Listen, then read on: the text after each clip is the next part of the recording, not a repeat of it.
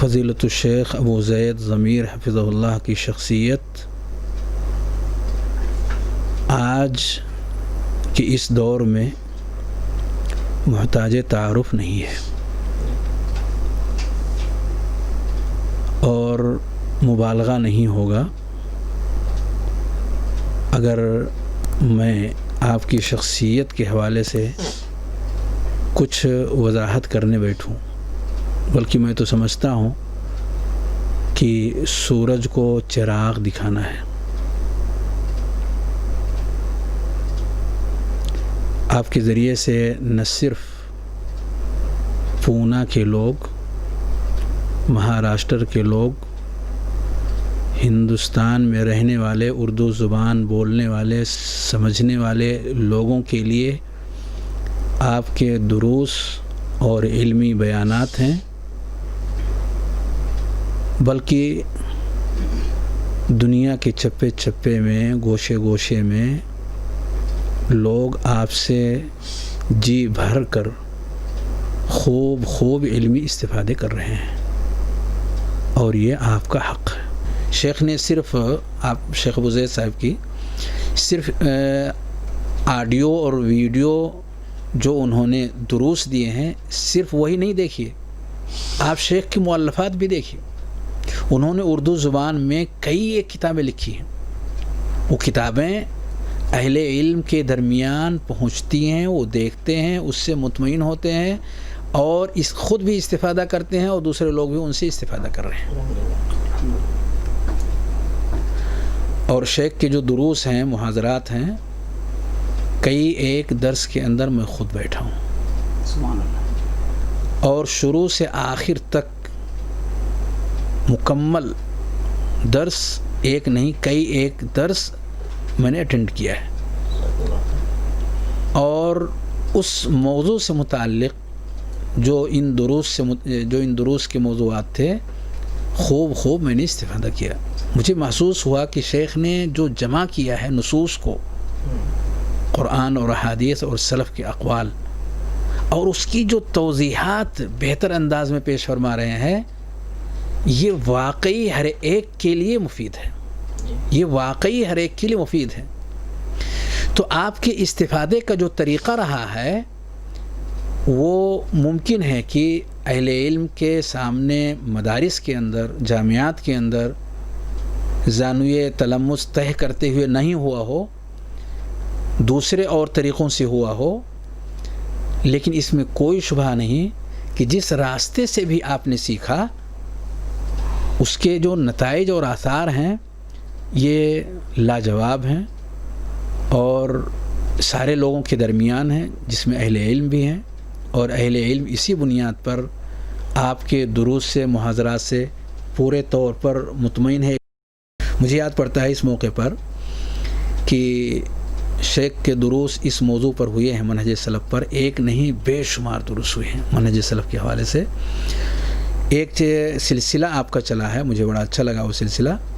لیس من منہج السلف، یہ منہج سلف نہیں ہے، یہ منہج سلف نہیں ہے۔ تقریباً 30 سے زائد دروس لیس من منہج السلف، کہ یہ منہج سلف نہیں ہے، 30 سے زائد دروس آپ نے پیش فرمائے ہیں۔ دیکھیں وہ سب اہل علم کے بیچ میں ہے۔ اگر کسی کو زبان کھولنی ہی ہے کہ یہ بندہ راہ راست سے ہٹا ہوا ہے،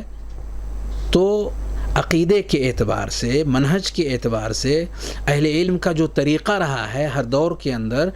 دین کی نشر و اشاعت کا، مسائل کی توضیح کا، اگر شیخ ابو زید ضمیر حفظہ اللہ کا انداز، طریقہ، بیان اس سے ہٹ کر کے ہے تو اسے بیان کیا جائے، اسے سامنے لایا جائے کہ یہ کس چیز کی دعوت دینا چاہتے ہیں، یہ کس چیز کی طرف لوگوں کو لے جانا چاہتے ہیں، یہ کیسے فتنے ہیں جو یہ لوگوں کے درمیان عام کرنا چاہتے ہیں۔ دراصل ان کا بیک گراؤنڈ کمزور ہے، اس بنیاد پر اس طرح کی غیر موثوق باتیں، غیر قابل اعتماد باتیں ان کی طرف سے آ رہی ہیں۔ یہ چیزیں پیش کی جائیں۔ اگر واقعی کسی کو اعتراض ہے کہ یہ شخصیت ایسی ہے جنہوں نے مدرسے کے اندر اور دیگر اور چیزوں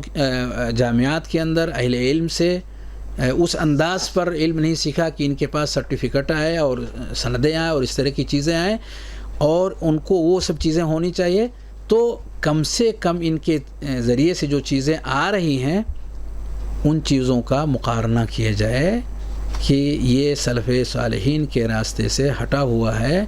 اور یہ انداز، یہ طریقہ کسی بھی اعتبار سے صحیح اور درست نہیں ہے۔ میرا کہنا یہ ہے، جو میں نے ابھی کچھ باتیں پیش کی ہیں، اس روشنی میں جو میں کہہ سکتا ہوں کہ ابو زید ضمیر حفظہ اللہ گرچہ وہ کسی ادارے سے فارغ التحصیل نہیں ہیں اور ان کے پاس سندیں وغیرہ ان مدارس و جامعات سے ان کے پاس نہیں ہیں، لیکن بلا شبہ وہ اس دور کے معروف اہل علم میں سے ہیں، اس دور کے معروف اہل علم میں سے ہیں۔ ان کے جو بیانات ہیں، ان کے جو استدلالات ہیں، ان کے جو شروحات ہیں، ان کی جو کتابیں ہیں، ان چیزوں کو دیکھنے کے بعد یہ کہا جا سکتا ہے کہ وہ یقیناً عالم دین ہیں اور انہیں علماء کی فہرست ہی میں شمار ہونا چاہیے، اور بردر کا وصف جو بہت سارے لوگوں پر استعمال ہو رہا ہے، ان پر اس کا استعمال کرنا یہ سخت قسم کی ناپسندیدہ وصف ہے اور کسی بھی حال میں ان کے لیے صحیح اور درست نہیں ہے۔ اہل علم کو بھی اس سے گریز کرنا چاہیے